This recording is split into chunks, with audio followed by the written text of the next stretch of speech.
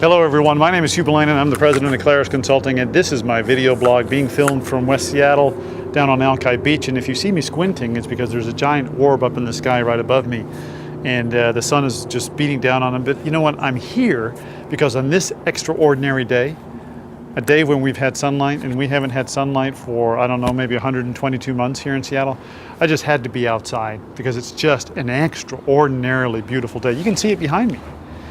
So that prompted me to have a conversation with you about an extraordinary mindset. And here's what I mean by extraordinary.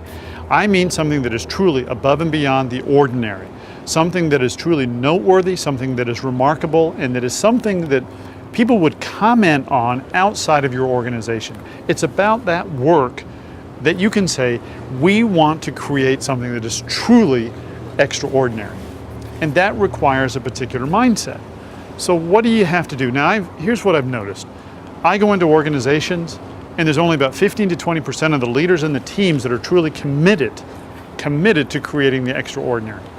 That means that 85% of them are not. Well, why is that? Well, I've concluded there's a couple of reasons. One reason is because they've tried it in the past and been unsuccessful.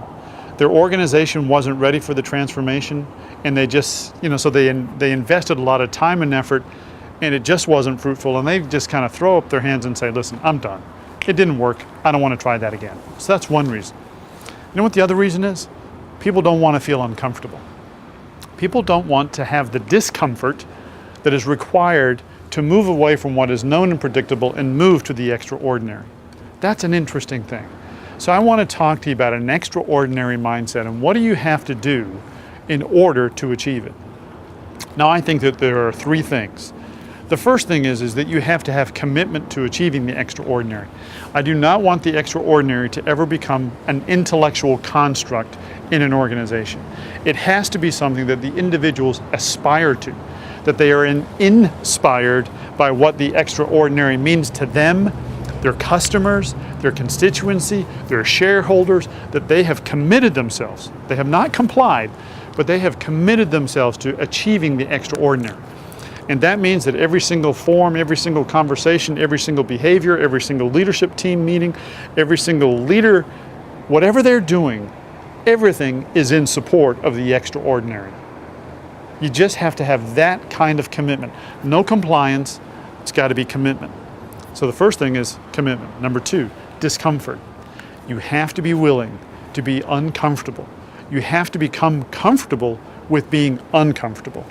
And when I was training for triathlons, I knew that the end result of achieving the end result of going across the finish line in a particular time, whatever it may have been, would be that there would be months of feeling uncomfortable. But all of that discomfort was in service of something that was much greater. And I was committed to it, so I was willing to take being uncomfortable in order to achieve the greater good. So that's it. So you got commitment, you've got discomfort, and then the third thing is you need a support system around you. You have to have like-minded individuals that are willing to say, whatever is required for you to achieve that, I will support you in it. If it's time, if it's resources, if it's time away from some of your other obligations, I will support you in doing that. And sometimes it's just a supportive conversation. It's saying, this is really important to you, so how can I help you? How can I support you? So those three things, commitment, discomfort, and a support system, are three of the things that are going to be required to achieve the extraordinary, to have an extraordinary mindset. And what I want to do is I want to leave you with that on this extraordinary day here, and I want to ask you, what are your thoughts about what's required to achieve the extraordinary? Go back to your organizations and your teams and ask them this: are we truly committed to achieving the extraordinary? Are we willing to be uncomfortable?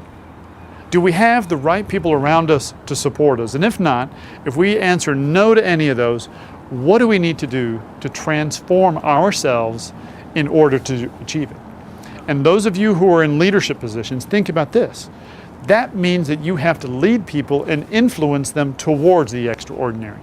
So what parts of your leadership life are all about achieving the extraordinary, about role modeling of it, about being the credible force for the extraordinary within your organization? That's something to think about. So I'll leave you with that. I hope you have a fabulous day, and I will look forward to talking to you on the blog very soon. Take care.